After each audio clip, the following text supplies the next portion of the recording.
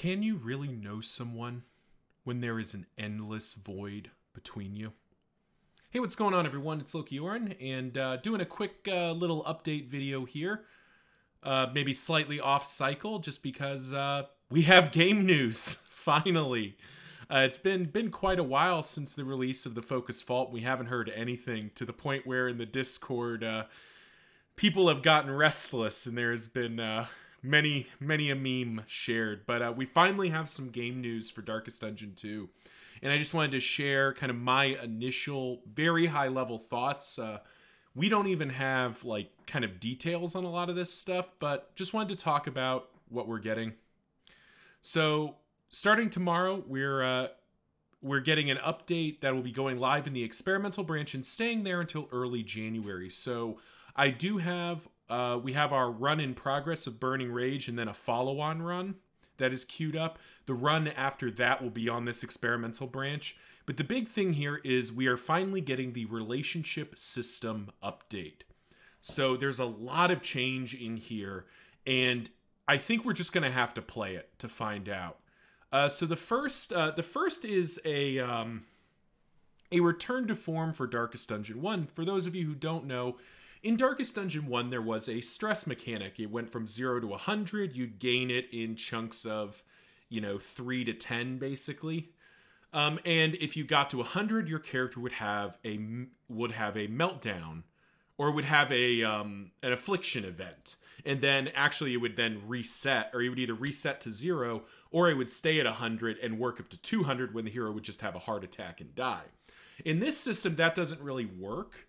But instead, we have at max stress, a hero will have a meltdown, will most likely have a meltdown, but there's a chance they hit resolute instead. So resolute would be the return of the, oh, what is it? Now I'm forgetting the name. Instead of an affliction, it was a, it'll come to me. But the point is, it can be positive.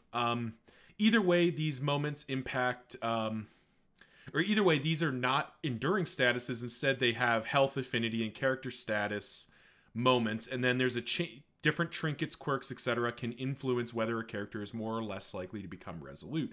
Basically, hitting 10 stress is no longer going to be an automatic bad thing. There is a chance that it'll actually be a good thing. Thinking about how this kind of worked in Darkest Dungeon 1, there were certain statuses that were, basically like the character became borderline unkillable, or the character, became this incredibly powerful stress healer for the rest of the party, or just, didn't die. We'll take that too.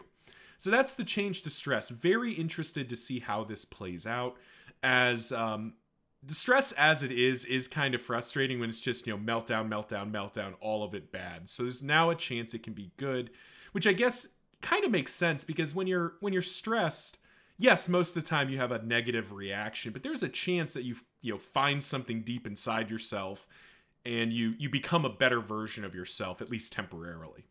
Second, affinity. Why can't we be friends? So I don't necessarily agree with the rest of the community that the previous system is a little too intrusive and not tactical enough, but I will accept the idea that the current affinity system is probably not the ultimate impact that they wanted. So we've got some pretty big changes here. First of all the random after the fact affinity gains and losses in combat have been removed.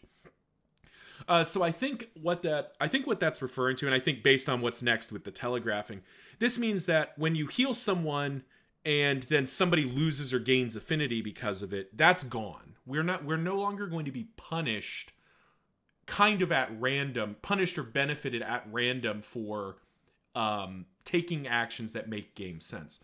Instead, we get this telegraphing mechanic.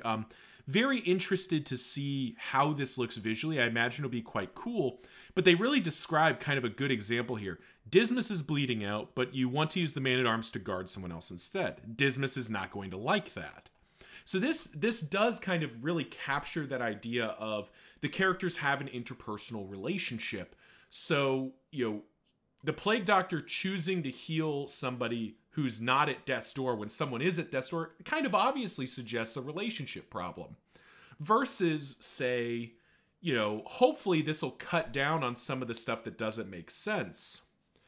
They say here this new strategy vector will encourage the suboptimal skill choice in favor of affinity sculpting. So rather than just trying to sculpt the relationship in the moment, you get to make the choice. You don't always have to just choose the best thing for the affinity. Hopefully this also kind of reduces, like, Dismas is at full health, but you healed someone else, so Dismas is going to complain. Like, that doesn't make sense. Like, especially with something like Cauterize, where they may not even be eligible for it. Finally, there's interesting here, the affinity scale is going from 0 to 20 instead of from, what was it before? So it was positive or negative 6, and then 4 on the negative side and 6 on the positive side. So what is that? That's 10 plus 12 is 22. 22 theoretical things. Instead, it's going to be 20 pips starting at 0 and going to 20. With low numbers being poor or acrimonious, higher numbers representing a positive vibe. The scale is broken into the 5 tranches, which will be labeled. We'll just have to see what that means, but I'm assuming what that's going to mean is it kind of digs into the relationship piece here, is that what you're going to be managing is not get a positive relationship and keep it, but rather, are you okay with one character, two characters being a kind of a poorer relationship so that 2 other characters have a more positive relationship on average? Or vice versa. Finally, the relationships change, and this is really, I guess, the meat, because this is a pretty substantial change. Relationships can only form at the end and will last the entire next region. So no more having to worry about a single bad roll of the die killing a relationship.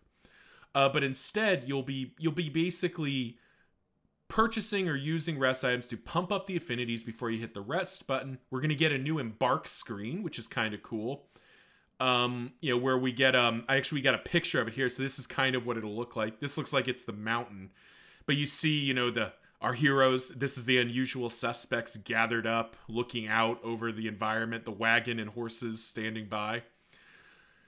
And we will, as part of this rest, we will get different relationships. Higher and low affinity has different impacts on it, but nothing's guaranteed. Now, the relationships, instead of getting kind of random act outs, they actually say here we're stripping out the majority of the random act outs. Instead, you will get a kind of a curse or bless to a skill. So, they describe here negative relationship, battlefield your battlefield medicine skill is cursed. Whenever Paracelsus uses battlefield medicine, your man-at-arms gains a point or gains a stress. That's pretty punishing, but that doesn't turn off the skill. It just means you have to manage it. And I can actually already think of kind of gamey ways where it's like, oh, my man-at-arms is at, I guess stress is now going to be a little bit different, but my man-at-arms is at 4 stress. If I push him to 5 stress by using battlefield medicine, I can then bolster him back down. So there's definitely some gameplay there, which I appreciate.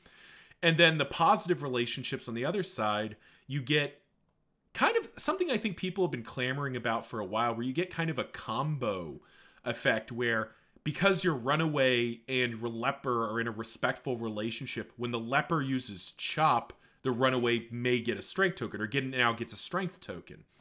Granted, the runaway is not very good with strength tokens. She doesn't use them very well, but the principle is there.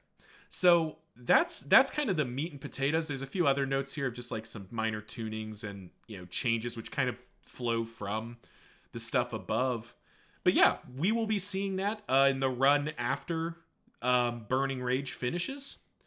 And yeah, looking forward to seeing it on the experimental branch. Comment section below of your own thoughts and your own kind of philosophy on this. And yeah, till next time, see ya.